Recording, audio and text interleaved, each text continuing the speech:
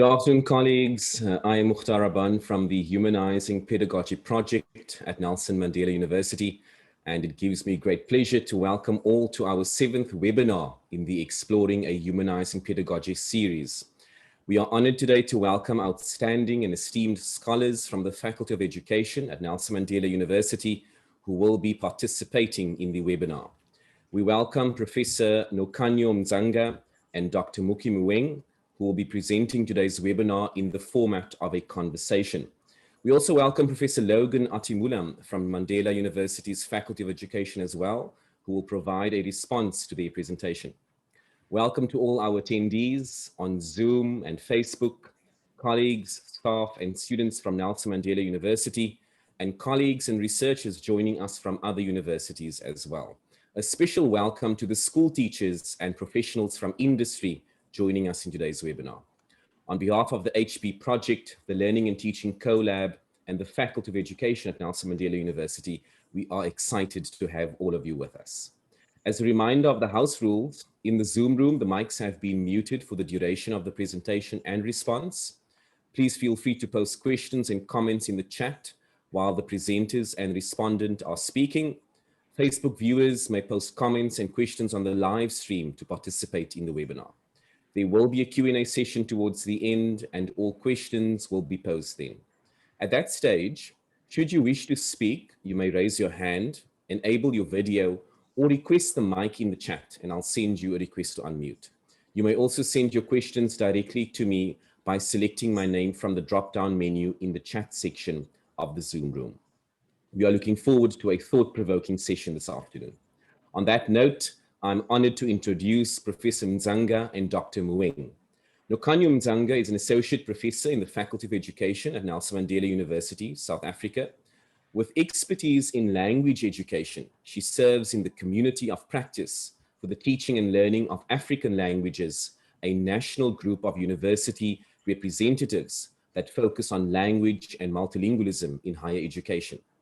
Muki Moeng is the Executive Dean in the Faculty of Education at Nelson Mandela University, South Africa. She is the Chair of the Faculty of Education Deans Forum and a member of the Council on Higher Education in South Africa. Her research interests are in the scholarship of teaching and learning, school-based learning, social justice, and humanizing pedagogy. Professor Mdzanga and Dr. Moeng, namkelekile kule webinar. Enkosi kakhulu, Mukhtar. Good afternoon, everyone. I'm not going to waste any time. Thank you for making the time to join us this afternoon. It is very exciting for us to be able to share our thoughts with you this afternoon. And as Mukhtar said, we've decided that we're going to have a conversation instead of a PowerPoint presentation. And we do this as we acknowledge what Kiert Zinn and Porteous in 2009 argued, that through dialogue, there is mutual trust and mutual vulnerability. So as we sit here this afternoon, you know, we expose ourselves to you, so to speak. And Paula Freire also argued that we understand that dialogue is based on humility, not arrogance.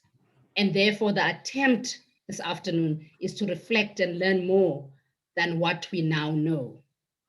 Furthermore, the reason for this is that we appreciate language through conversation to be a tool to express our feelings and our thoughts. We thus invite you this afternoon to make comments in the chat box so that we can also get what you're thinking and feeling while we're talking. So for us, the issue of language is particularly important because of our lived experiences. We were both educated in a system that undermined our home languages and African languages in general. So the system regarded them as inferior, defective, and less intelligent.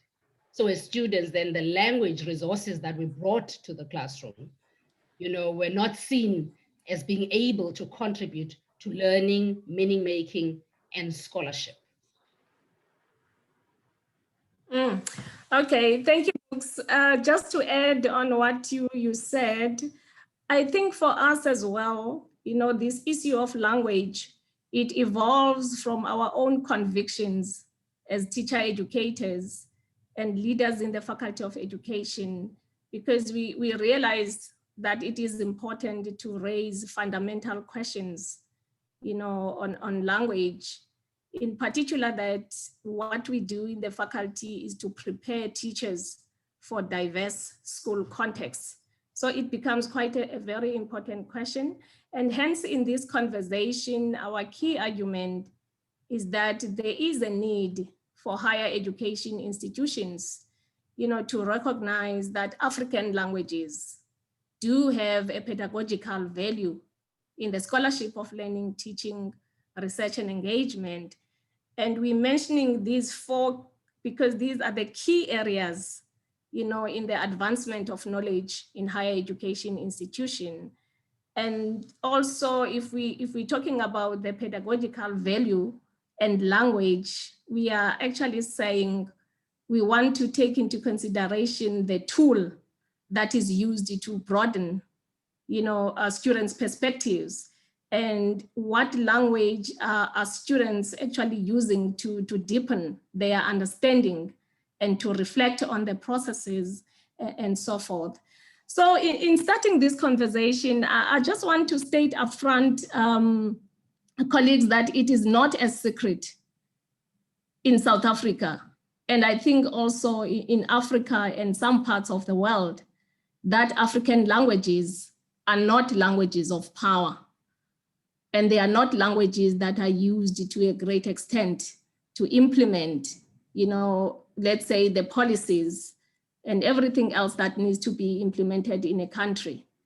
And at the same time, I think we've been in higher education for quite a long time now, and we have observed that African languages, whenever you raise an issue on African languages and the scholarship that comes from there is always a question, there is always a debate, there is always some form of contestation. I mean, those are the things that we know. And this is happening, in spite of the research. I know that people like McKinney and the others, I think quite recently, they have argued so strongly that it is high time that, institutions, in fact, everybody, even in schools, to recognize that when learners or when students come to the university, they bring with them all these multiplicity of language resources. But then what you observe is that if you look, let's say, for example, in assessment practices, or if you look into curriculum programs, when you bring in the issue of African languages, in some cases, I mean, it needs a meeting, it needs to be debated, it needs to be questioned. And that, for me, is a little bit problematic. And what we notice, maybe somebody who's listening now is saying, well, no, we do recognize them. It's not enough when you just recognize, because what we see is that, the approach is more of an recognition or awareness and stay approach that is adopted. And it's also quite interesting, when you read, you realize that actually the problem is not with the languages themselves. Languages do not oppress each other.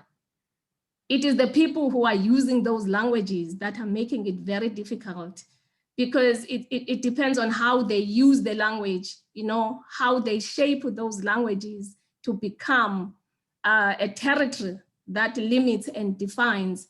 And what I think Hooks calls, people use language to make it a weapon that can shame, that can humiliate and colonize. Yeah, and Nokhanyo, what is common as well are debates that put learners and students, at risk of failure. Because when it comes to African languages, the question is on technological innovations, globalization, the market value, and so forth. Yeah.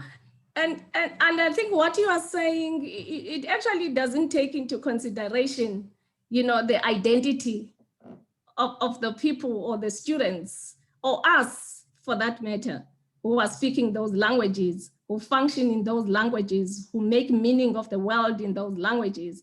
And it doesn't take into consideration that our own languages can and are resources, for learning. And what is actually happening is that we see every day, all these hegemonies that continually, exist and are being promoted. And you can see all the exclusivity, those exclusive epistemologies that deny different forms of knowing. I don't even want to go to the fact that deny anything that comes from, an angle of an African language. So I think that is very problematic, Muki. Yeah. And actually, there is a historical explanation, it comes from far. And Linda Smith talks about colonizing of knowledge that has its roots in the Enlightenment age, when the Europeans explored the world. So they wanted to exploit resources and materials. But she argues that they also, during that time, also looked at knowledge, and therefore knowledge, in inverted commas, was discovered, extracted, appropriated, and distributed. And you might have read work by Westhuizen. Which one? The 2015 one. The South African Journal of African Languages. Yes, that's where he outlines the history of African languages in this country. Okay. And it's interesting to note that in the 19th century, as Eurocentric approaches were used to ensure that the language structure of African languages corresponded to English. So African languages were not seen as being able to conceptualize and think originally from an African perspective, but then it had to correspond. And yes, you'll see the structure of English where there's a verb, there's and there's the subject marker and a subject and an object, and all of these, were looked within a Eurocentric lens. And you'll note that these European missionaries, when they came, and you'll see that the early writings in African languages are done by missionaries who were reverend, Davis, Reverend Boyce, and so forth. And what they actually did was also to cluster these African languages into Sesotho languages and the Nguni languages, thereby, leading to tribalization, and everything that followed after that. So you might also have read Ngugi wa Thiong'o, because he's also critiqued, the decolonizing of the mind to express concern about the cultural genocide. Yeah, cultural genocide. I think I like that term because it does recognize that it can't just be a language. When you learn a new language, you're also learning the culture, the values. Exactly. Of that particular language. Okay. And then when we have the hegemony of these languages, then you then have the inferior languages that might now abandon, their own culture, because through language, your culture is practiced and understood. So in South Africa, English and Afrikaans then have always been used and are still used to a great extent as political, social, economic, and ideological tools to maintain social class structures and power. And very often these intersect with race and class. And as recognized by scholars, this then sends a message to students when they come into our classroom that they need to leave their home languages at the gate. So leave it at the door, and you don't speak isiXhosa in my classroom. And having listened to Sarah Black about her argument for proximity as one of the important aspects for a humanizing pedagogy, one can clearly see how this is an injustice, because in proximity, you need to see your student, you need to understand your student. And if you don't know their language and you don't recognize the language, and during FISMA's fall, students were saying to us, "Anisiboni," which means you don't see us. And that proximity then is broken. So clearly, there has been failure to recognize an exploitative and dehumanizing system. And we're calling it a system, because it has been systematic. It's not by default, saying that, by the way, it was systematically done. So in higher education systems, languages played a key role in ethnic and racial profiling of universities, which led to the evolution of institutional identities where you would have an English university, an Afrikaans university, Bush University. And Sihole provides a comprehensive overview of how the language history of universities in South Africa has evolved. And in our paper, we speak to that. So if you want to read more, you can go to our paper. So Nokhanyo, if you were to present this case before a court of law, what would you think they would say? Which case? You know, the case that we're making about African languages. Okay. And then a court of law, like with a judge and a magistrate. What would you think they would say? In the magistrate court? Mm-hmm. Yes. Okay. Okay, so actually you're asking a very important question. And I think given our experiences, you know, given what we have observed and given the literature that we have read and what we have just alluded to, the case that you were building and the argument that we are putting forward, I think that fits well, you know, in the social justice and critical pedagogy literature. So I think going back to the question that you asked, what I would do, then I would present it as a case of injustice. Because remember when you were reading and we were preparing for the paper and we went through the social justice literature, as much as we came across all the critique, you know, against social justice on its own as a concept and everything else that was there. But I think, you know, generally the social justice literature, it does actually, you know, it just puts out there, it critiques, you know, it does provide all of these challenges, it confronts and it disrupts everything else that seems to be unjust. For instance, it talks about the structural realities of gender, you know, structural realities of race, and of course, the language. And then it argues that injustice is failure to recognize an exploitative and dehumanizing situation, whereas justice is the ability to act on that situation and effect a positive change. So in other words, as much as you recognize, you know, something that is unjust, at the same time, the literature itself, it challenges anyone who is within that space to act on that situation. You know, in other words, social justice, it manifests in action and change. And, you know, when proponents of social justice talk about fair distribution of opportunities and resources, you then realize that language constitutes a significant part of that process because, you know, when you make that link as a teacher educator in particular, you realize that, you know, to use language as a conduit of truth and to address issues of social justice, it means that we will have to teach. You know, I think that is what Freire refers to. We will have to teach students how to transgress, how to transform, and how to liberate. And I think also Hooks, you know, speaks to that. Yeah. Yeah. And when you talk about action and change, and I want to emphasize that we're talking about praxis, because it is not enough just to have dialogue. We need to act upon it. So we reflect upon the world and we look at these injustices, we see them, but we need to act on them and not just be observers of what is happening to us. And furthermore, you then begin to ask yourself, when it comes to the learning resources, which language is used to access them? What discourses are evident in the knowledge paradigms, texts, theories, methodologies, and practices that continue to be used in educational institutions? So language then becomes a social justice issue, Nokhanyo.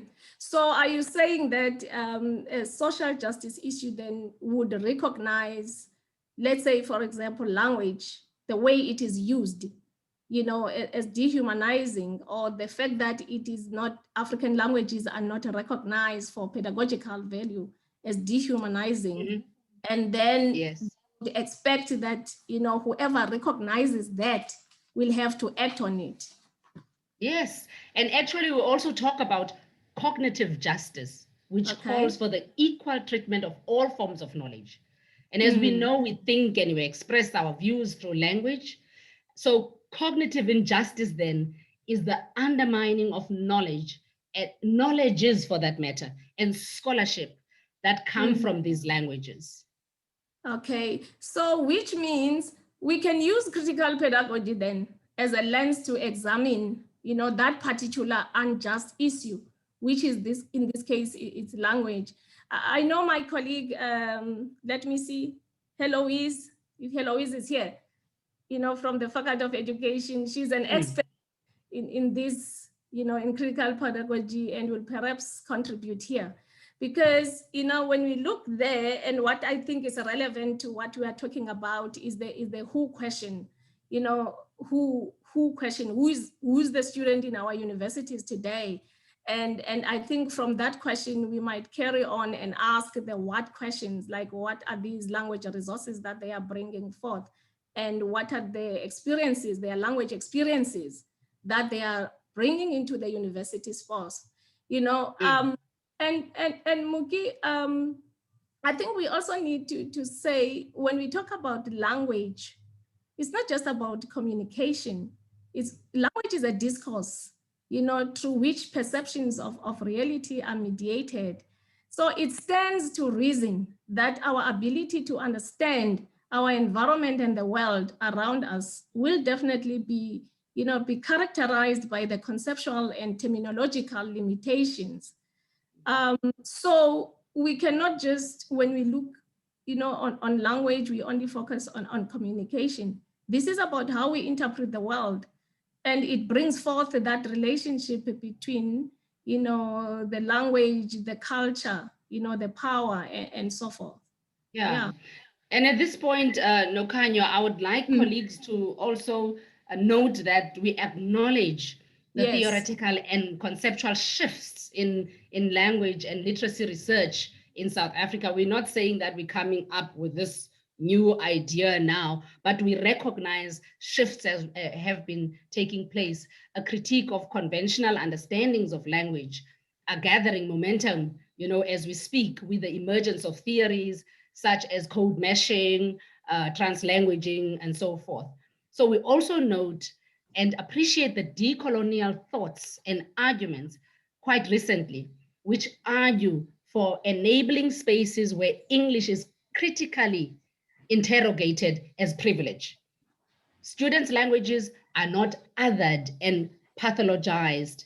In fact, linguistic resources are recognized in such spaces. However, I would like you to also reflect on the curriculum that we offer in higher education and how language then is positioned in this curricula.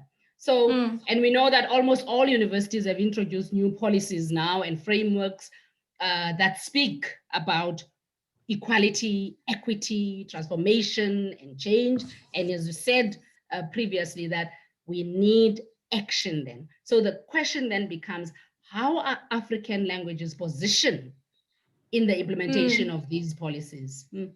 Yeah. Okay. Thank you so much for bringing in that. Yes. Yes. There are shifts. Something is happening, and so forth. But at the same time, I also want to bring something else. You know, I remember we were reading this research by Mona. It's Heston Mona. I think it's a 2017 as a study. You know, where Black students were interviewed on how they view African languages. And the findings of that study suggest that Black students, they view the African languages as a disadvantage in their education system. But what is also interesting from the same study is that the same students, they felt marginalized and stripped of their confidence, you know, when they were required to use English only at the university. And, you know, sometimes, I don't know if you have experienced this, but I've been in spaces where I converse with the Black students themselves. And sadly, whenever we talk of the, you know, not all of them, some of them, when we talk of these indigenous, you know, the African languages, you know, they always raise concerns about access to opportunities or employability after graduation. You know, and that on its own, it really shows, you know, how powerful this relationship between language power and authority is, and how we constantly use these arguments, you know, about English as a way of negating African identity, history, and experiences. And from, you know, whenever you raise the question of an African language and then a counter argument says, where are you going to be employed? That from silences you, you know. Exactly. And It silences the voice. Yeah. Yeah. And this makes me think of Frantz Fanon, who argued that the conditions of inferiority and self-oppression were inflicted by colonialism. And it is clear in how we self-hate, in how we speak another language. For example, the accent in which we speak makes you to be in a better class and also to be understood, you know, better, or to get better opportunities. So, yeah. And you know, and you know what, another question that is asked, like people, I don't know if you have also experienced this, but people would be asking, but why are you sending your child to a what are these schools? Ex-Model C schools? Ex-Model C schools, yes. Yeah, because they have to learn English. I mean, that is true, it does happen.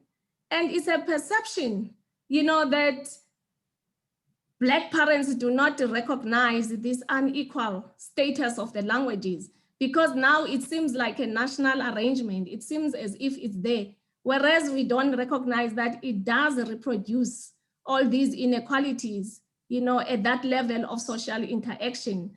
But at the same time, when somebody asked me that, I thought, actually, that is very strategic, you know, because as a Black parent, I'm happy that my child was able to ask critical questions. I remember some time back, my daughter came back from school and asked me, Mama, why is it that I'm not allowed to speak in my language in class?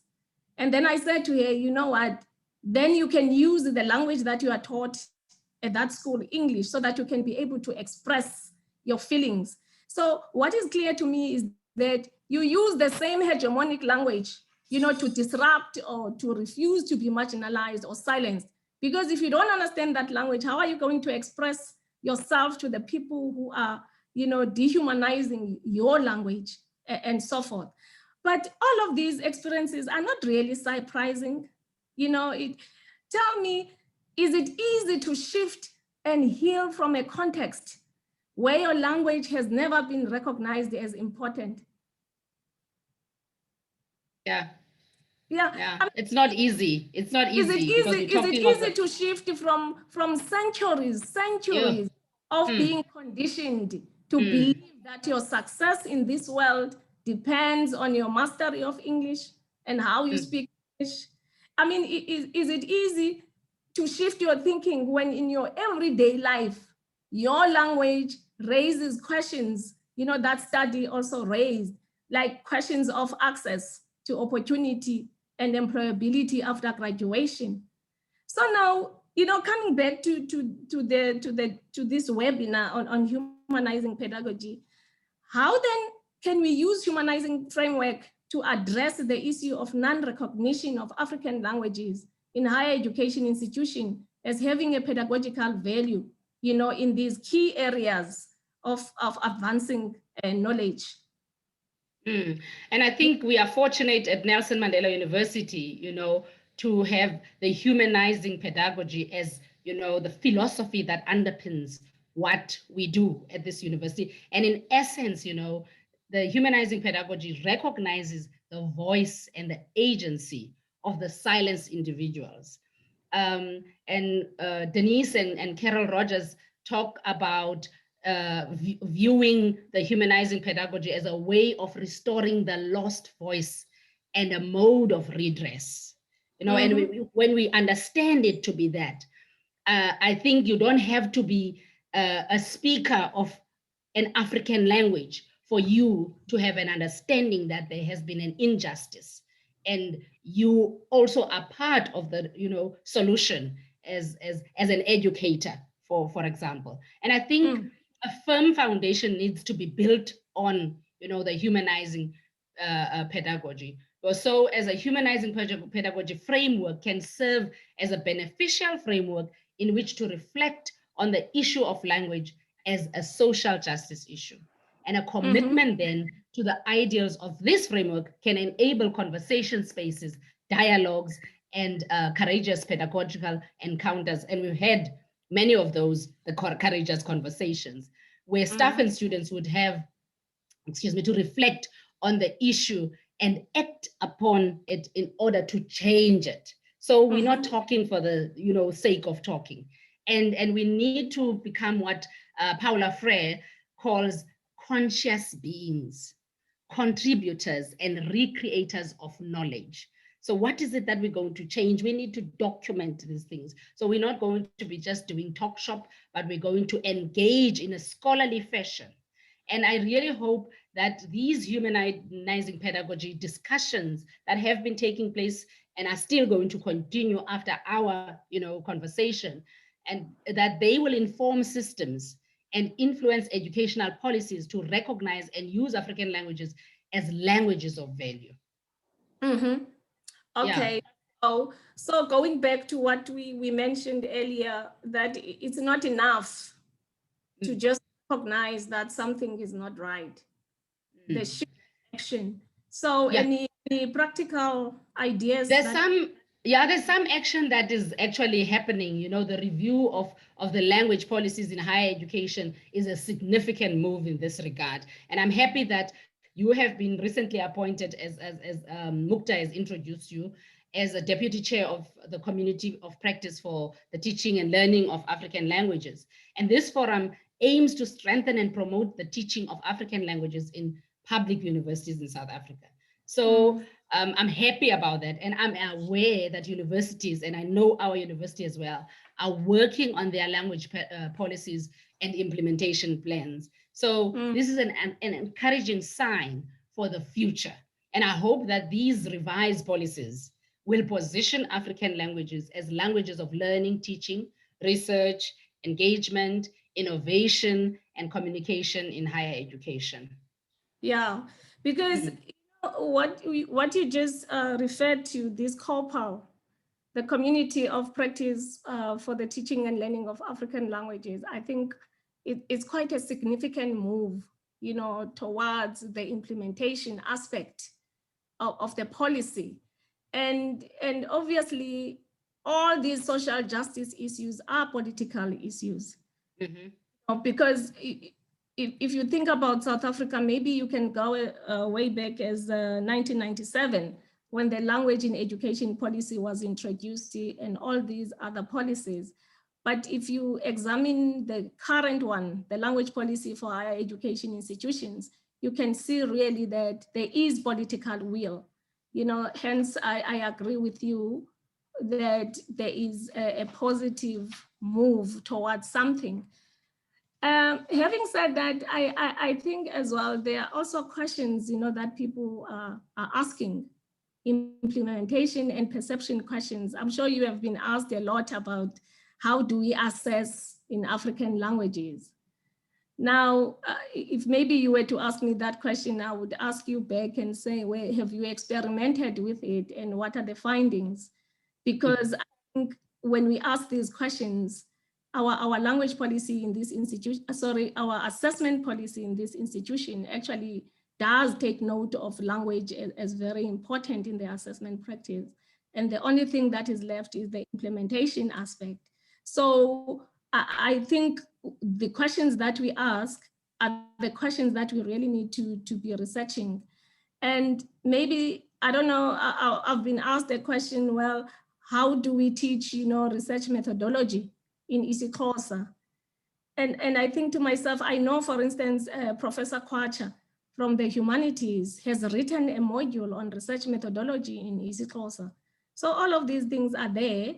And I like the fact that she has written it in isiXhosa instead of what is constantly happening, translating all the time from English. Because what does it say? It says you cannot think in your language, and that can be translated to English. So, and at the same time, I think there are questions that are constantly asked around this, the funding questions. But then if you look at the foundation phase, I mean, if you are going to be an African language student teacher, then it's highly possible that you will be prioritized, in the bursary for that.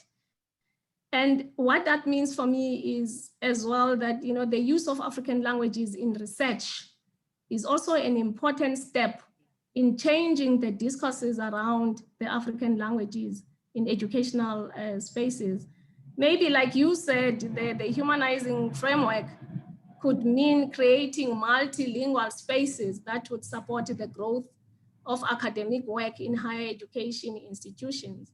So colleagues, we suggest that perhaps we should look at these graduate attributes, as an essential notion where our qualifications should actually, recognize multilingualism. Maybe each and every student, they must not graduate unless they have done an African language somehow. Or maybe if you want to use the discussion on multilingualism, because if you talk of multilingualism, it encompasses all these different languages. And obviously, isiXhosa in our case will be one of those languages in a multilingual, module, if you want. And perhaps we really need to share our best practices, because I know our colleagues in the foundation phase, Nadima and Preeti, they are experimenting with how to teach using multilingual practices and so forth, which of course does the recognition. But I think when you mentioned that the language policy itself, because it cannot just be about learning, teaching, it also has to be about research, communication, in fact, the governance in the whole institution. And lastly, I want to say, we really need to be, maybe what would work in this process of recognition and implementation is to design modules, we co-create theories of multilingualism. I bring in my experience from an African language perspective. Somebody can bring their language experience and knowledge from an Afrikaans or English perspective. I'm just making an example based on the major languages in the Eastern Cape. So in other words, I think we really need to explore and integrate. How do we explore and integrate all of these languages?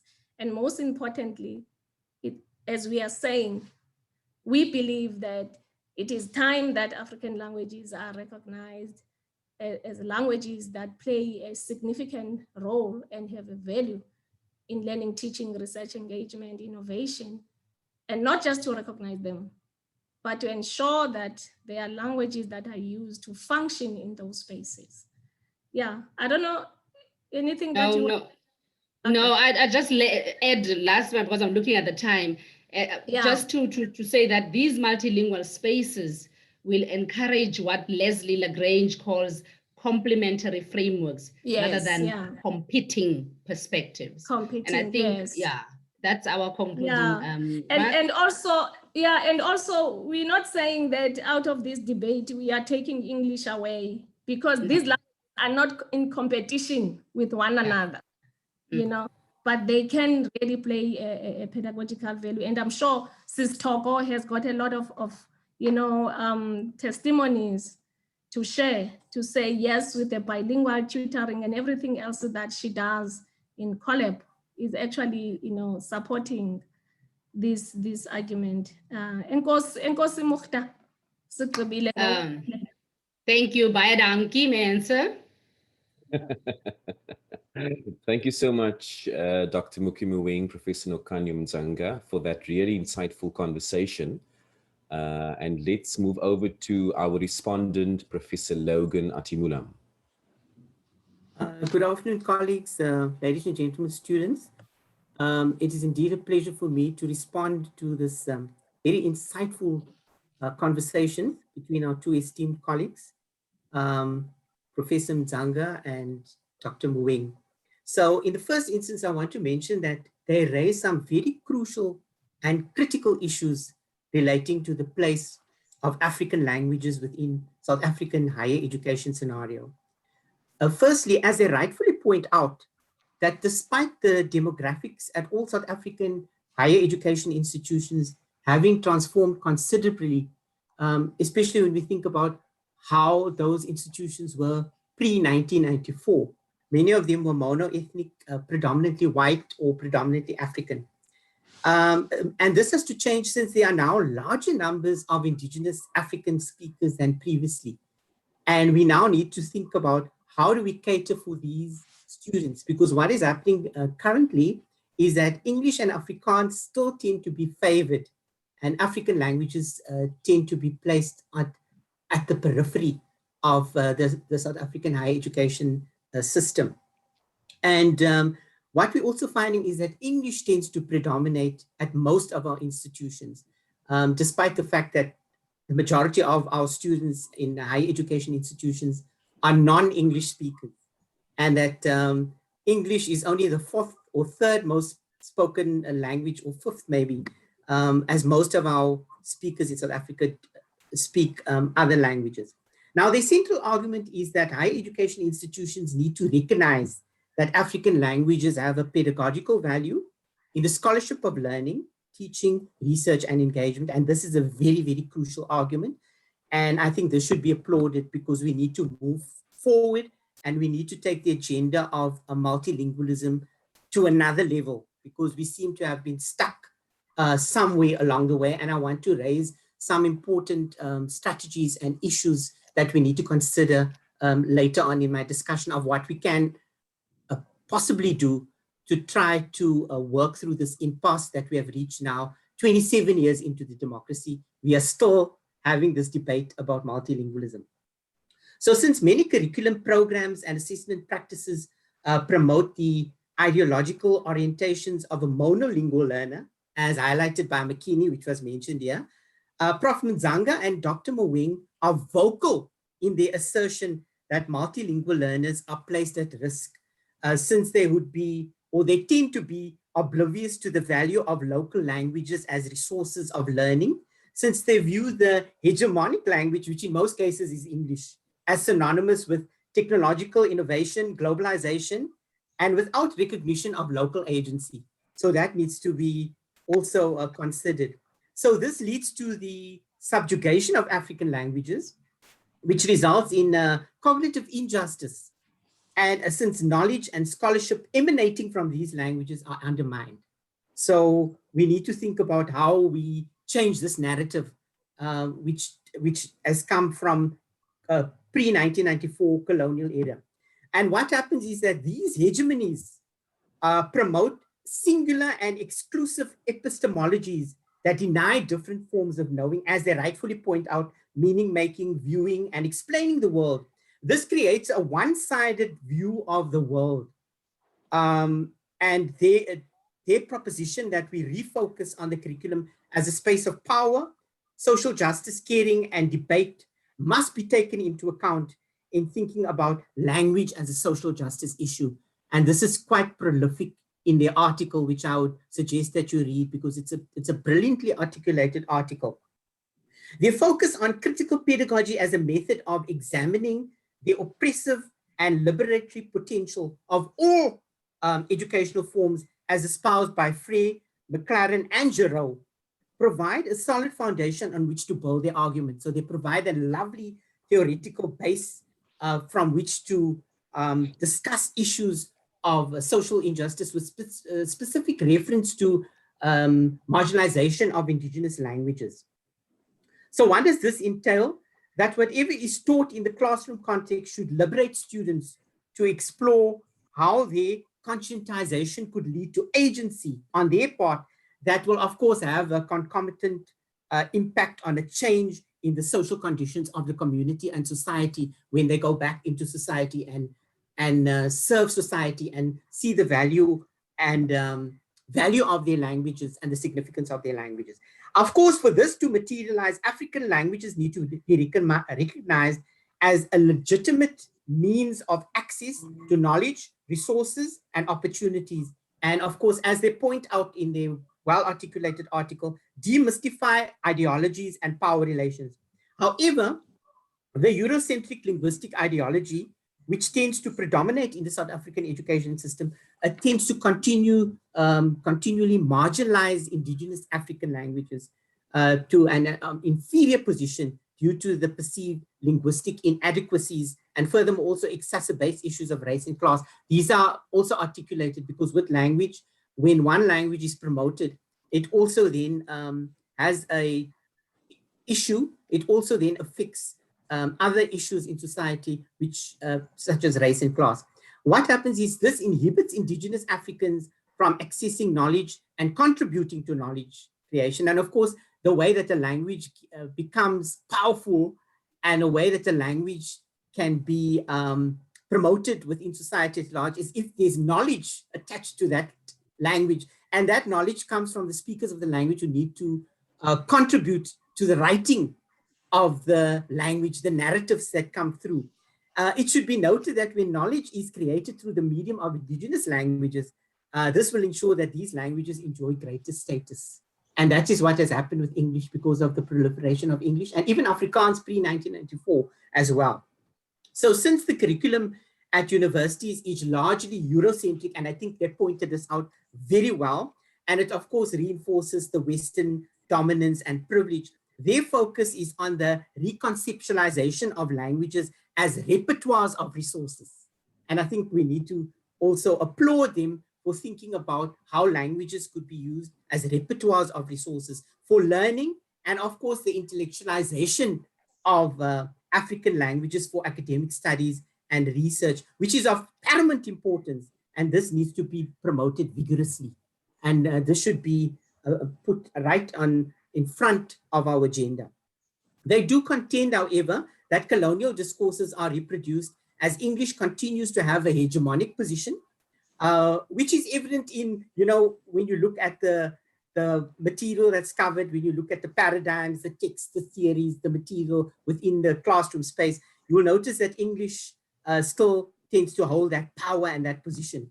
And their concern is that African knowledge, lived experiences, and histories are not adequately addressed and are marginalized. And these need to now be foregrounded. And this is where, and language is key to the transformation of this agenda. Including African languages as languages of scholarship, of course, they mentioned, does not take English away, but actually enhances our knowledge in many, many other spheres. And the argument that universities tend to focus on theories of language which promote a monolingual perspective is laudable. I like that perspective because it actually, this idea of universities only having a monolingual perspective, it militates against the diversity of linguistic and cultural practices. It stifles the individuality and creativity of the students. So what they are proposing, and what I agree with, is that we need to embrace multiple perspectives of reality, which can come about through the promotion of indigenous languages, because the multiple perspectives of reality that students bring into the classroom space will be able to enrich their lived experiences and enrich education. And this will eventually work against the banking education, which makes learners passive recipients rather than active participants to contribute to knowledge. The proposition of the humanizing pedagogy as a framework to understand languages as a social justice issue is appropriate, especially since humanizing pedagogy recognizes voice and agency of the marginalized and silenced. So they couldn't have selected a better way of interrogating issues of language, especially because Paulo Freire also brings in the notion of praxis, which is action and reflection. So this dialogical engagement, which we saw happening today, they actually really were quite amazing to use a dialogical approach as proposed by Paulo Freire. And there we could clearly see how the action and reflection came through. And with these kinds of courageous conversations, which they highlighted, we will have a better understanding of how languages, African languages, can be promoted. However, I also want to mention later on some of the challenges that we are confronted with and how we can overcome some of these challenges. I thought about how we could do that. So English is, what we see is that the humanizing pedagogy recognizes the voice and agency, and the focus on a decolonial thought and pedagogy would create spaces where English is critically interrogated, especially because English is associated with privilege. Students' languages are othered, and Anglo-normativity is not perpetuated in the curriculum and the classroom. So we need to think about how we work against the Anglo-normativity, which tends to be overriding significance. The humanizing pedagogy will take into account the knowledge, skills, literacies learners bring or students bring into the learning space, and what principles should underpin such a space. Another important issue that I would like to mention is that the significance of implementing a humanizing pedagogy is that it requires, as I mentioned, action and reflection, because the participants will not only need to reflect not only in the world, but the world and with others in it. And they mentioned this quite prolifically in the article. This also entails that they become knowledge producers rather than knowledge consumers. And this is the kind of students that we want to produce within our higher education system, that we have students who will be able to create knowledge and academics who will be able to create knowledge. And that knowledge must be created through the medium of the African languages, so that we can promote African languages vigorously, and so they can have their rightful place within society as large, given that they have been discriminated and marginalized for over 300 years since the arrival of Jan van Riebeeck in South Africa. So the object of the action would be to transform the reality through dialogue, problem posing, and critical thinking within the courageous pedagogical encounters which was mentioned. Now, ladies and gentlemen, I want to now raise a few important issues and to think about what do we do now in the way forward, given that we are in some kind of impasse and that we seem not to be making headway. We tend to be talking a lot about what we should be doing, but there's limited application of the theoretical constructs and the theoretical issues that we raise. So in the first instance, universities need to give careful thought to how their curricula could be adapted to meet the needs of their diverse student population. And of course, we know that this is not a quick fix solution, as it involves exploring various options and the viability of these to meet the needs of the student population, especially in view of the fact that we have a diverse student population. This would involve a process of conscientization on the part of both universities and students.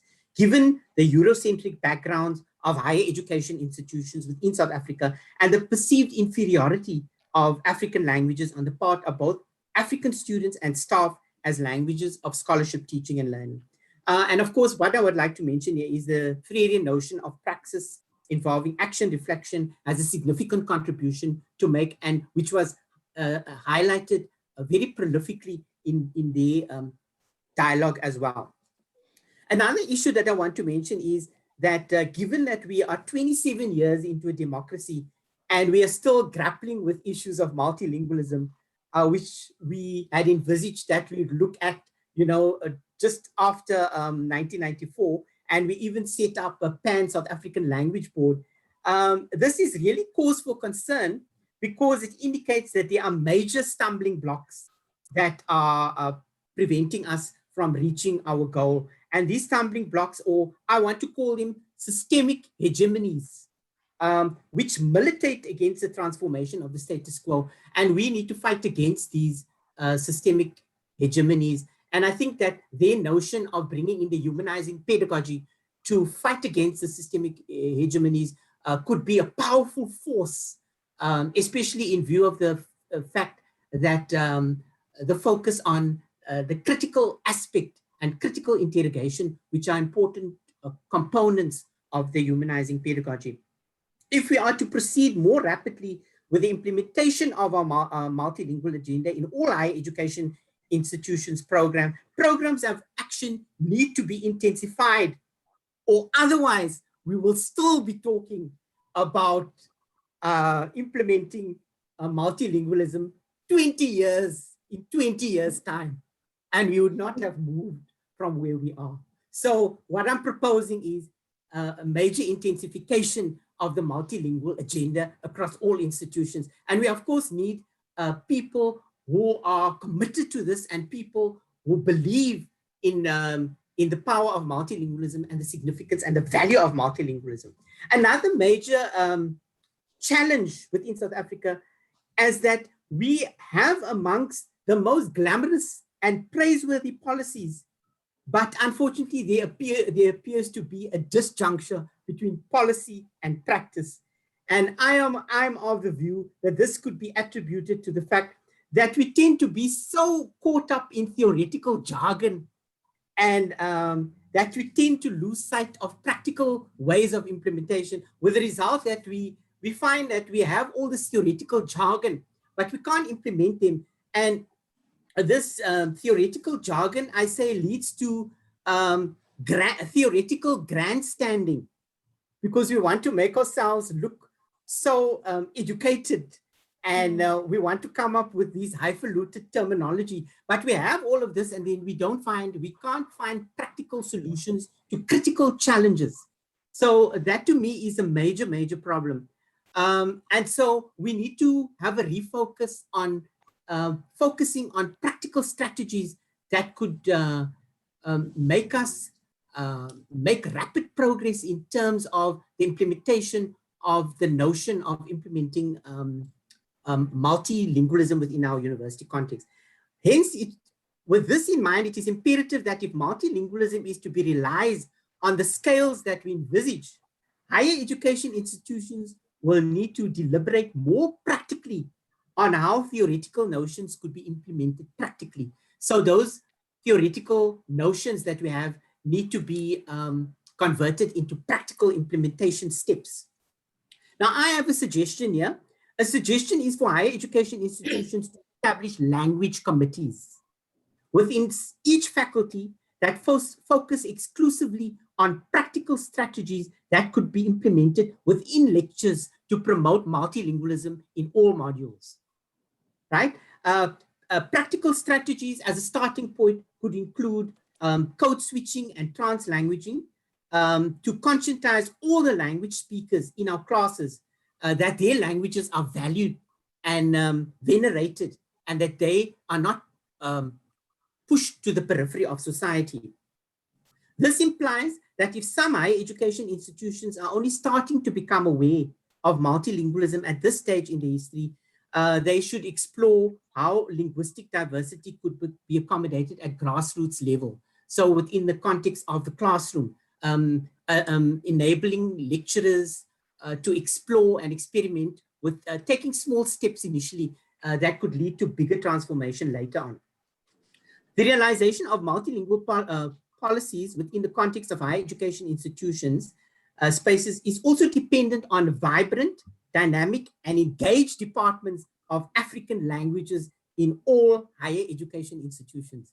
So I think it's imperative that the African languages departments need to play a pivotal role, because many of the colleagues in these departments have written through the medium of African languages. They have the knowledge and the skills, and they need to lead us and guide us in terms of especially writing up of the material in indigenous languages, because I think there's a limited capacity to be able to write these academic texts if we want to ensure that African languages become languages of science and technology and become languages of scholarship and research, as was the case with Afrikaans, that started off as a language of slaves and became a language of science and technology. And we'll talk about that later. So basically now, what we are saying is they need to take the lead in conscientizing universities to how African languages could be implemented in various modules and programs.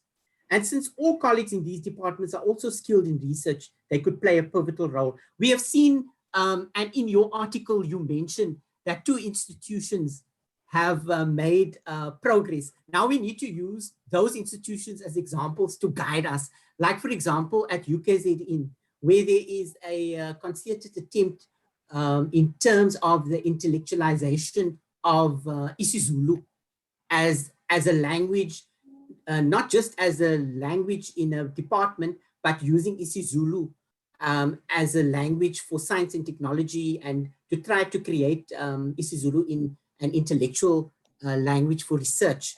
And the other one that you mentioned is the Sepedi example, where at the University of Limpopo, there was a BA that has been offered through Sepedi. Now, I think those examples are important and critical and crucial examples that we need to examine and to see how we could use some of the experiences which they have had and what they have learned from those experiences, and extrapolate them to our own experiences.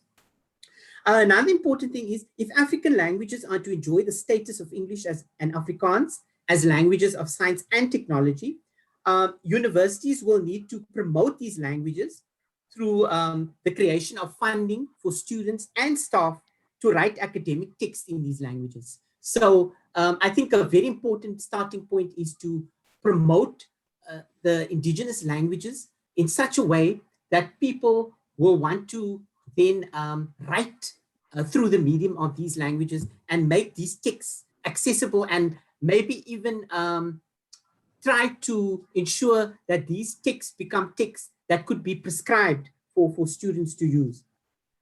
So I think another important issue that we need to take into account is that if these African languages are to be developed and they need to be given the credibility that they rightfully deserve, we need to look at corpus and lexical development of these languages, so that the neologisms or new words that are coming up in science and technology, in astrophysics, in aeronautical engineering and space, that we find words for those, like they do when we look at the Afrikaans.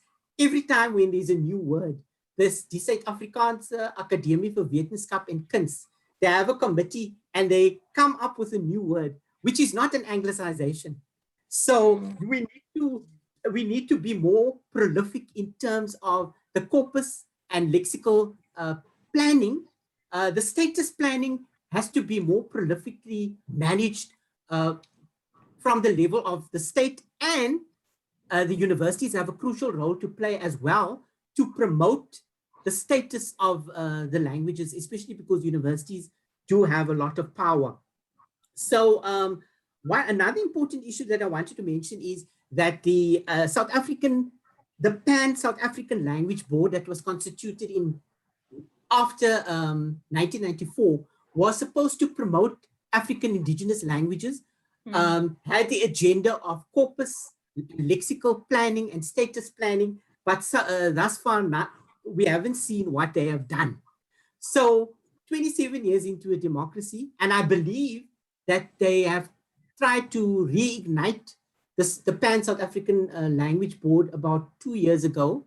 And I think my time is nearly up, but there's just one more point that I wanted to mention. And one of our colleagues, Dr. Hassana, is on that Pan-South African Language Board. So I think hopefully now, they will start to take more concerted steps to promote African languages more vigorously. And the last point that I want to make, and I'm sorry for taking up too much time because I'm quite excited about this topic here, is we have the South African, we have African Languages Association of South Africa. And through Professor Mzanga, she actually motivated me to attend some of the conferences which they hold in different African countries every year or so. And I think it's very, very important for all our colleagues to network with ALASA, because ALASA has significant contributions to make to the development of African languages, and especially these are African languages in Southern Africa. So through the experiences of colleagues who have experimented and explored the use of African languages within those contexts, we could then gain knowledge which will empower us. And I think these networks are of paramount importance. And I think I think I will end there. So thank you very, very much, colleagues, for your most insightful presentation, which raises very, very crucial and critical issues, and which leads us into dialogical engagement, to quote Frey, so that we can come to some kind of understanding of where we stand with African languages and move towards the prolific perpetuation and promotion of African languages on all levels, at all institutions, as we have made significant progress at our institution, but we now need to take the banner and the baton and hand it on so that this can grow far and wide. So thank you very, very much, and thanks for the additional time. Thank you so much, Professor Athiemoolam. A really wonderful response there. So many essential critical points have been raised. Thank you to the attendees for the wonderful discussion and responses taking place in the chat as well. Dr. Moeng, Professor Mdzanga, we have about 6 questions. So I apologize to the attendees. I can't read all of the comments. As beautiful as they are, I'm going to send them to the presenters and to the respondent.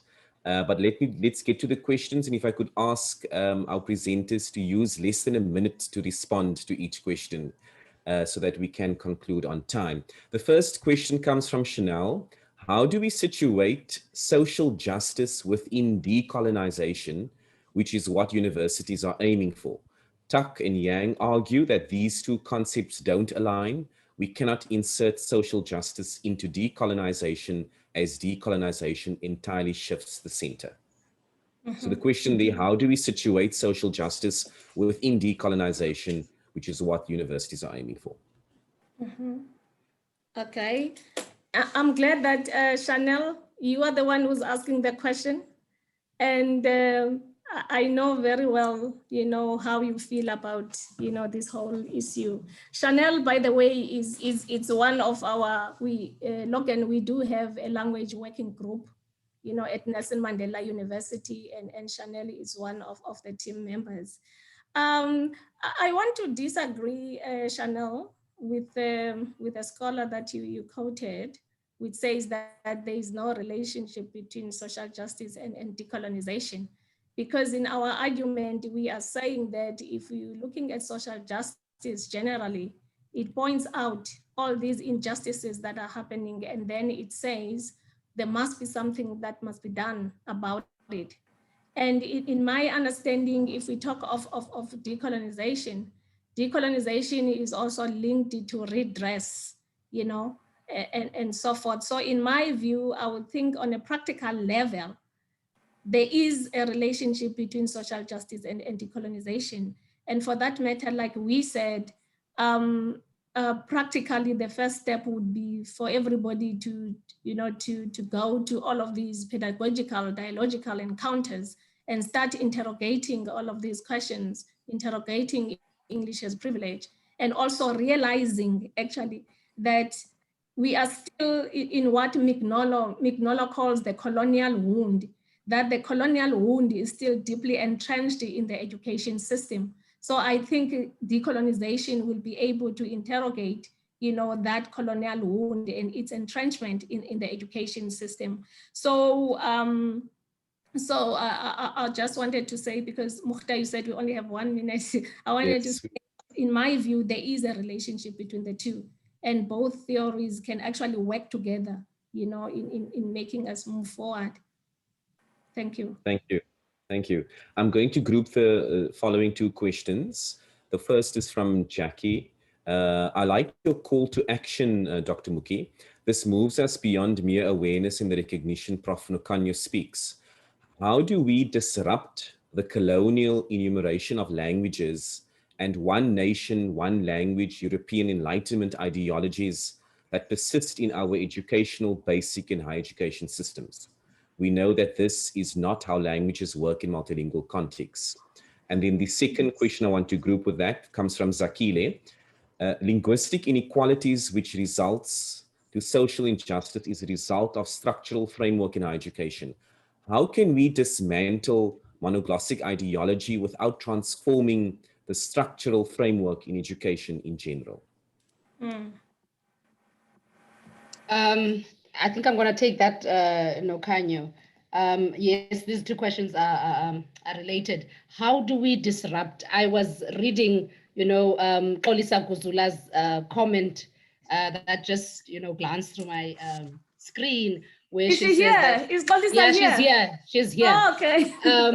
She says that, and I agree with her, that we don't need permission, for you as a lecturer in your classroom to disrupt, these tendencies. And I think we do need critical mass, and we do need, policies on one hand, but we need to act on them, because it is these policies also that were formulated in the past, and then we acted on them, that there will be separation and desegregation and all of those other things. But I believe that the agency, what we're talking about also in social justice, the agency and the action lies on us as the lecturers in the classroom.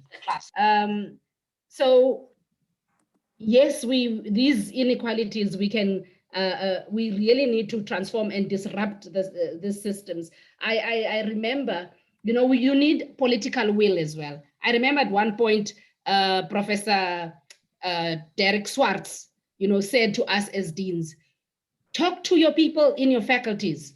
What are the policies that are stifling and impeding the success of students? Let's look at those. So in all of these structures, as executive deans, as deputy deans, directors and HODs, we need to have that political will, because sometimes the VC would say that, and then at the bottom, nothing is happening. So we also need to find mechanisms that will enable us in all structures of universities or governments for that matter, to be able to disrupt, and also be held accountable, for what we do. I think I'm going to end there, Mukta. Yeah, can I just add something?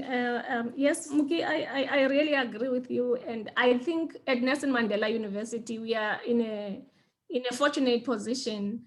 For instance, when the question around structural framework, came in, I thought the language policy, the revised language policy that you are working on, like with the group, Chanel, Jackie Leck, Dr. Baki, Prof. Kwacha, and Ryan Pillay, it actually is informed by the voices of the university community.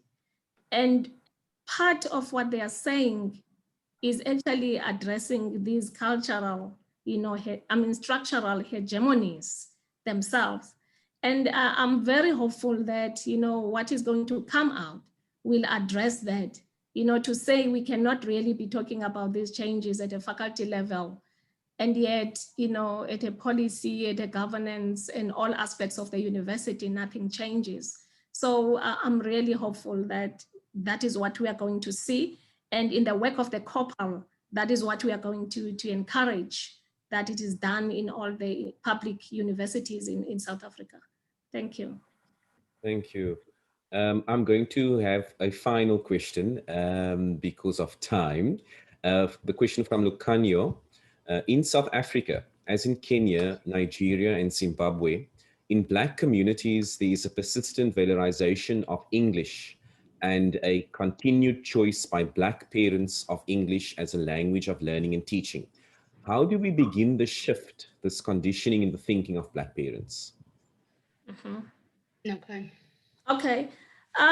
Yes, Nokhanyo, we know, and I think I alluded to that, when we were talking earlier on, that these are not easy decisions to be made. Ngugi talks of decolonization of the mind, and how complicated, that is the mind in terms of shifting, especially that what you see and what you experience does not really, favor your own language. But I think it starts with us.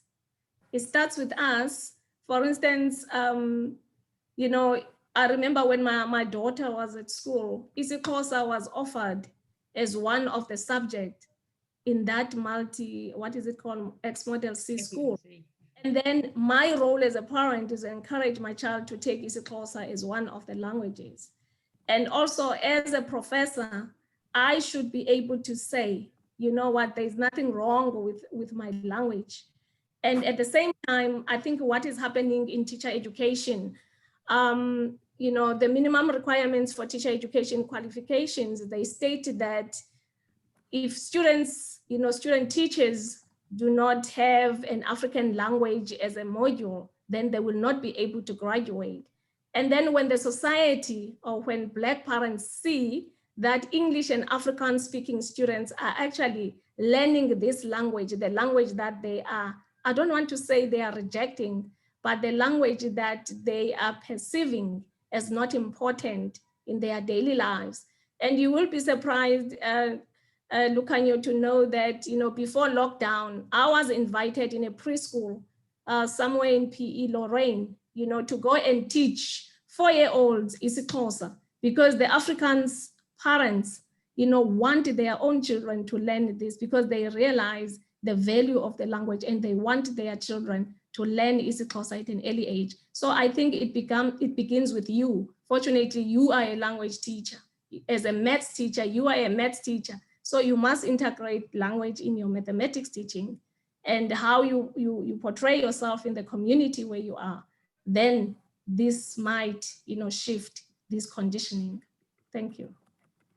Thank you so much. I think the fact that we have run out of time to engage with any more questions or comments is evidence that this was really a wonderful dialogue, conversation, and response today. And the chat has such great value in the responses and colleagues also responding to one another. So thank you so much to the attendees for your engagement, for your questions. We apologize if we could not get to them. Thank you to Professor Athiemoolam for that really insightful response. Thank you so much to Professor Mdzanga and Dr. Moeng for your conversation. I felt like I was watching a soapy for a moment. It was quite enjoyable. So thank you so much for that engagement. In fact, that has been the responses thus far, that they enjoyed the freshness of today's presentation. So thank you so much to everyone for your thought-provoking and insightful engagements. Colleagues, friends, viewers, thank you so much for joining us, and we look forward to seeing you all again in our next webinar. Thank you so much, everyone. Do take care, be safe, and until we meet again. Thank you. Thank you.